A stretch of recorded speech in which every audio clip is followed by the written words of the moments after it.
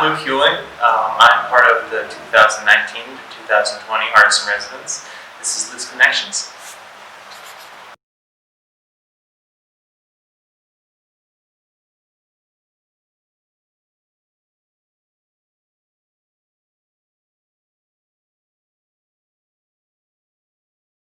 So this work is a continuation of the work that I completed after graduate school in my thesis year. Coming to Arrowmont was a really great opportunity for me because I was able to continue that high that I was on from making all this work, and it gave me a space where I was able to keep working and really focusing on my craft.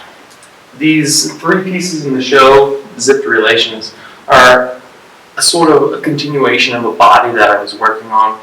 I'm really interested in society's relationship with how we perceive ourselves, the emotions, the identities, and the afflictions that we hide behind versus what we disclose. For these pieces, I'm using the zipper as a symbolism of something that we hold something really close to our bodies every single day, whether it's on our shirts or our pants or a different article of our clothing. And using that as kind of a way of hiding behind the actual self. So letting these different parts where the zipper opens up being parts that are a metaphor for ourselves opening up in our way. This piece in particular, the Zipped Relations layers, I'm trying to convey this idea of basically having this first layer stripped down and realizing that, it might not be your raw self completely under there, that there is also another layer to be found. And that sometimes we have to dig a little deeper to find ourselves. So this piece is entitled Intergenerational Impairments. Again, thinking with that idea of these facades that I'm portraying, I really started to think, where are these facades coming from? Is it a nature versus nurture? In my head, I thought, of course, ourselves, our personality, it's always kind of a mixture of the both. It's not usually one versus the other. But for this piece in particular, I really wanted to do the nature aspect. So I had been researching a lot of things about epigenetics, which is basically the ways that we pass down different traumas and different things like that through our family. So it's kind of this interesting idea that even though we haven't experienced certain things, they might be passed down. They're doing a lot of research with Holocaust survivors and different older generations that have had lots of trauma in their lives and seeing how it affects their younger children. So in this piece, I really try to portray this idea of this intergenerational situation where I have an older figure, kind of the middle-aged, middle of the road, and a younger child. Taking these spiders, these things that are like so kind of like terrifying, but also terrifyingly beautiful, the way that they walk, and they're almost like ballerinas on the figures, kind of wrapping around. So I wanted to have something that was visually scary, but also whenever you get close, you kind of can see the beauty in that. And the idea behind that is these things that we have inside of us that are passed down are scary at times, but they're also part of us, so they're also a beautiful thing that makes us who we are.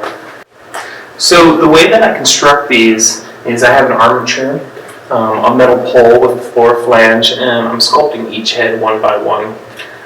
Although I wish that I could have models in my studio every single time, it's just not financially feasible at the moment. So I work from a lot of pictures and a lot of mirrors, so it tends to be that the figures might have my nose, or they might have some part of me that looks like me a little bit. And so sculpting each of the heads, I then kind of situate them on a pole, different angles and things like that, to get the heights that I want. Finally, after that, I'm not doing solid building anymore on these heads. I'm constructing the body of this slab building and just coil building, wrapping that around to make it one piece.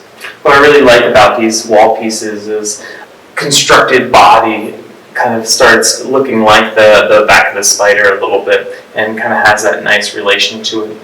Once I have all these mapped out and hollowed out, I then go and add these spiders one by one.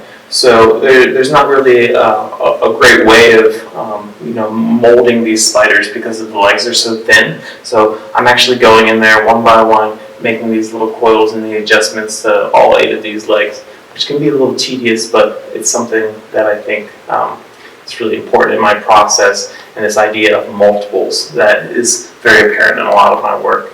So these cups, I really wanted to explore a functional way into my work that wasn't necessarily figurative. I started out making pots whenever I first got into ceramics, and it was kind of a first love situation. And I do come back from time to time, and I really miss it. I think that in this short little series of these 4 pieces, I really wanted to find a cup that identified as me as a sculptor. I think a lot of the pieces that I throw in the past don't really look like a Luke Huling piece per se, right? And for these, I really wanted to add these individual little zippers, this texture, to make it truly like a Luke Huling cup, and give it that idea of those multiples that we see in a lot of my work. And really, experiment without putting a head on something, and really experiencing that functional side of ceramics that is so popular.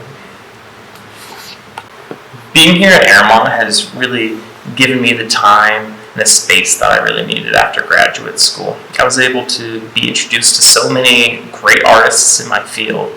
I was able to see the different ways that they did demos and workshops and the presentations every single night. Arrowmont's one of those magical places that you can really find something inspirational every single night that you're here in the summer. And I can't think of a better place to be after graduate school and for this time in my life than Arrowmont.